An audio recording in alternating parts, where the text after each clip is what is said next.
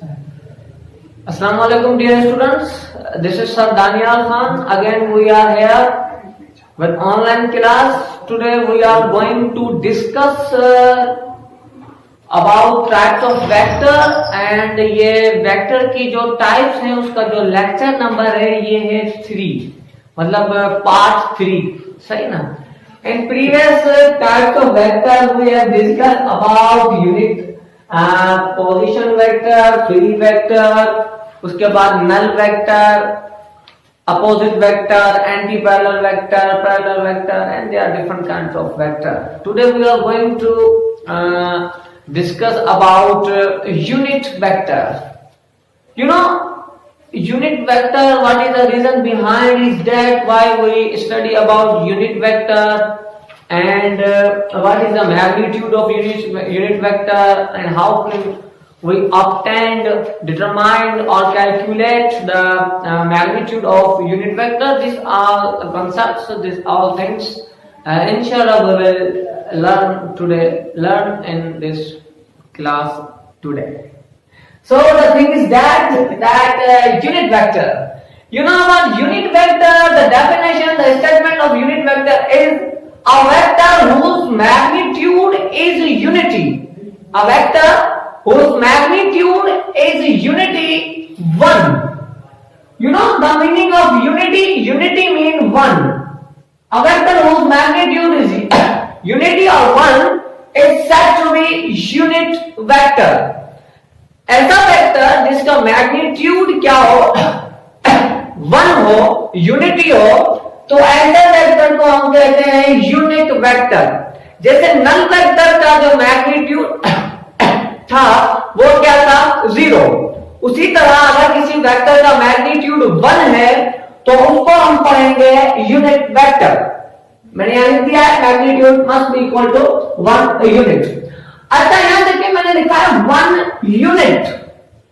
अगर unit vector acceleration का है तो 1 मीटर पर सेकेंड स्क्वायर. अगर यूनिट वेक्टर फोर्स का है तो 1 न्यूटन. अगर यूनिट वेक्टर डिस्प्लेसमेंट का है 1 मीटर.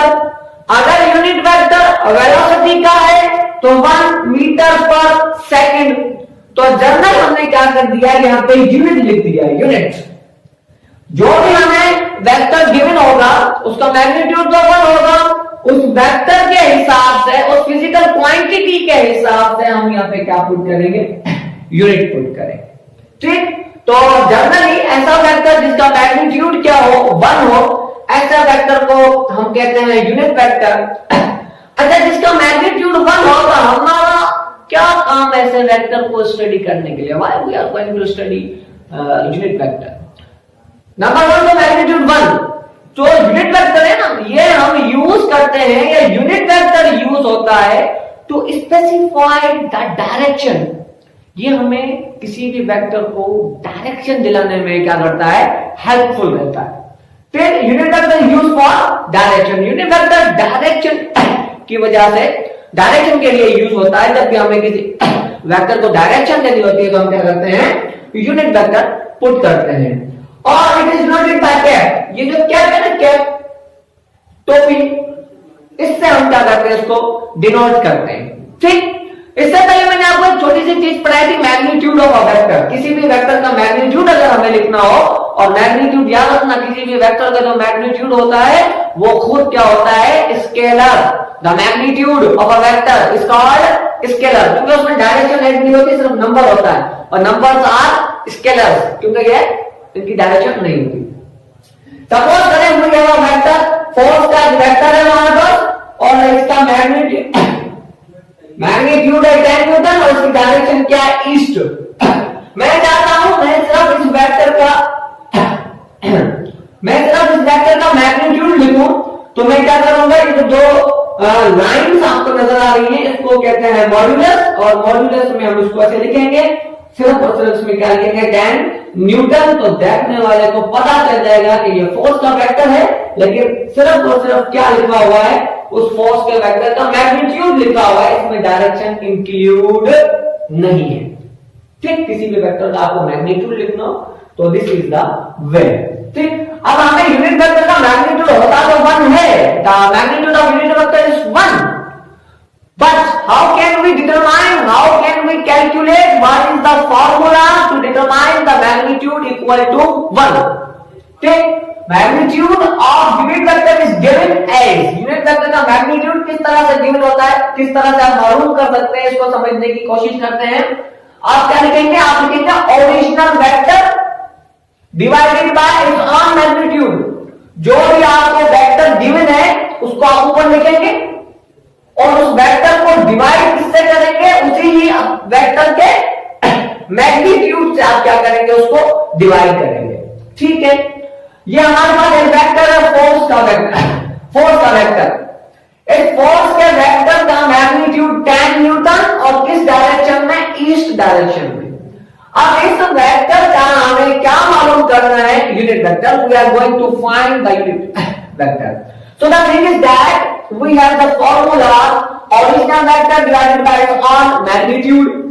ओरिजिनल वेक्टर हमारे पास है f और इसका मैग्नीट्यूड हम कैसे लिखेंगे, मॉड्यूलस में लिखेंगे। किसी भी वेक्टर का हमें मैग्नीट्यूड लिखना हो तो हम किस में लिखते हैं, मॉड्यूलस में लिखते हैं। ये ओरिजिनल वेक्टर, ये उसका मैग्नीट्यूड। ओरिजिनल वेक्टर क्या है, 10 Newton in the direction of east, ये लिख दिया 10 Newton in the direction of east.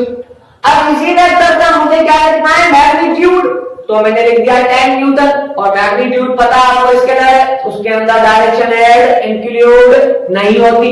ठीक, 10 10 से कैंसिल, न्यूटन न्यूटन से कैंसिल, बाकी रिमेनिंग इज 1 बचा आपके पास और उसके साथ क्या बचा, डायरेक्शन, 1 डायरेक्शन ईस्ट। ठीक, तो यूनिट वेक्टर फोर्स का यूनिट वेक्टर, उसका मैग्नीट्यूड कितना आया है, 1। और स्पेसिफाई किस लिए यूज होता है, तो स्पेसिफाई द डायरेक्शन। आपको कोई भी वेक्टर गिवन हो, उस वेक्टर को लिखिए, मतलब उसका मैग्नीट्यूड भी लिखे, उसकी डायरेक्शन भी लिखे और उसी वेक्टर को आप डिवाइड कर दें उसके अपने ही मैग्नीट्यूड से। और जब आप जस्ट वेक्टर का मैग्नीट्यूड लिखते हैं तो उसमें डायरेक्शन इंक्लूड नहीं होती, दोनों हो जाएंगे कैंसिल, रिमेनिंग बचेगा 1। और ये कैंसिल होकर 0 नहीं बचेगा, ऐसा नहीं करना 10 10 से कैंसिल, बाकी बचा 0। नो, 10 और 10 एक दूसरे से डिवाइड हो रहे हैं तो रिमेनिंग 1 बचेगा। यहाँ पर लाजमी तौर पर इसको 0 नहीं करना, 0 नहीं बचेगा। हाँ, 10 न्यूटन माइनस 10 न्यूटन होता तो जवाब 0 आता, लेकिन यहाँ पर ये डिवाइड हो रहा है, 10 डिवाइडेड बाय 10 इक्वल टू 1 और रिमेनिंग क्या, डायरेक्शन। तो इसी तरह किसी भी वेक्टर का यूनिट वेक्टर मालूम कर सकते हैं। उस वेक्टर को, ओरिजिनल जो वेक्टर गिवन है आपको, उसको उसके ही मैग्नीट्यूड से क्या कर दें, डिवाइड कर दें, you will easily find unit vector. ठीक, now we have another type of vector, coplanar vector. Coplanar vector, देखिए बेटा, सबसे पहले तो समझने वाली बात ये है कि प्लेन क्या होता है। प्लेन ये होता है एक्स एक्सिस, ये होता है वाई एक्सिस, एक्स एक्सिस और ये Y axis, and this point is known as origin. इस पॉइंट पर जहां पर एक्स और वाई एक दूसरे से मिलते हैं, कोइंसाइड करते हैं, इस पॉइंट को हम कहते हैं ओरिजिन। ठीक, अब इसको हम कहते हैं एक्स वाई प्लेन, इसको हम क्या कहेंगे, एक्स वाई प्लेन। ठीक, अब सपोज करें एक वेक्टर ड्रा किया मैंने, फोर्स का वेक्टर, ये लीजिए। एक और वेक्टर ड्रा किया मैंने एक्सीलरेशन का, ये लीजिए। एक और वेक्टर ड्रा किया मैंने वेलोसिटी का, ये लीजिए। अब मुझे ये बताएं, ये फोर्स का वेक्टर, एक्सीलरेशन का वेक्टर, वेलोसिटी का वेक्टर, ये किस प्लेन में है? तो आप कहेंगे सर ये तो एक्स और वाई के प्लेन में है। ये किस, कौन से प्लेन में? एक्स और वाई के प्लेन में है। तो ये वेक्टर, वेलोसिटी का वेक्टर, एक्सीलरेशन का वेक्टर, फोर्स का वेक्टर, ये जितने भी वेक्टर्स हैं ये एक्स वाई प्लेन में है, मतलब एक ही प्लेन में है, एक्स वाई प्लेन में। तो ऐसे वेक्टर्स को हम क्या कहेंगे? Coplanar vector. क्या कहेंगे? Coplanar vector. हेलो बेटा, इधर देखें, कोप्लेनर वेक्टर। ठीक, अब आपको बताया एक होता है एक्स एक्सिस, एक होता है वाई एक्सिस, एक होता है z एक्सिस, और ये जहां जिस पॉइंट पर ये कोइंसाइड करते हैं, मिलते हैं, इस पॉइंट को कहते हैं ओरिजिन। ठीक, अब सपोज करें एक वेक्टर है f एक्स वाई प्लेन में। अच्छा, एक्स वाई प्लेन, ठीक, ये क्या कहलाएगा, एक्स जेड प्लेन, ये क्या कहलाएगा, एक्स वाई जेड प्लेन। आगे बात समझ में। अब एक वेक्टर है फोर्स का, एक वेक्टर है वेलोसिटी का, ये लीजिए। ठीक, एक वेक्टर है आपके पास, चले मोमेंटम का वेक्टर ले लेना, ये लीजिएगा मोमेंटम का वेक्टर, और एक वेक्टर आप ले लें डिस्प्लेसमेंट का, ये ले।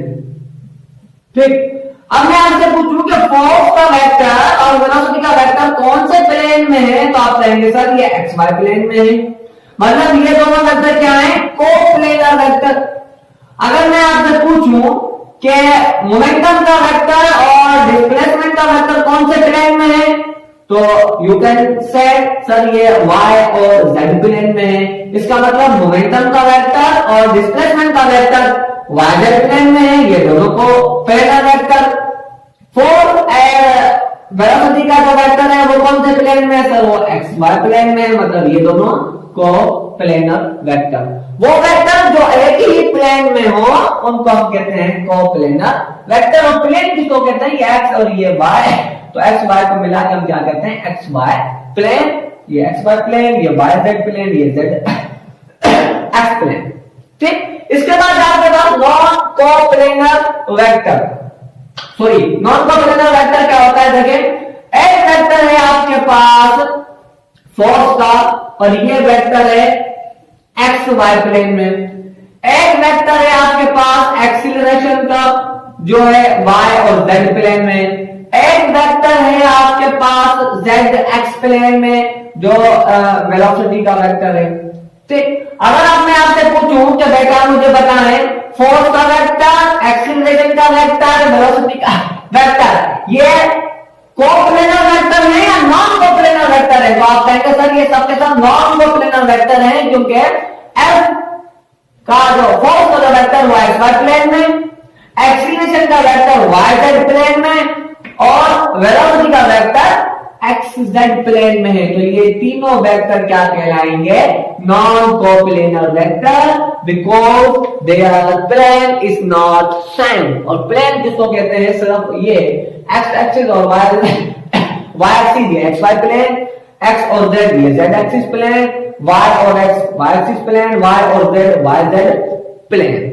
ठीक, अब आपको इनको स्टडी करना है, इनके नोट्स बनाने हैं, और कोई भी बात अगर आपको समझ में नहीं आ रही, you can ask any time and comment. इंशाल्लाह we will meet again as soon as possible. तब तक के लिए अपना ख्याल रखें।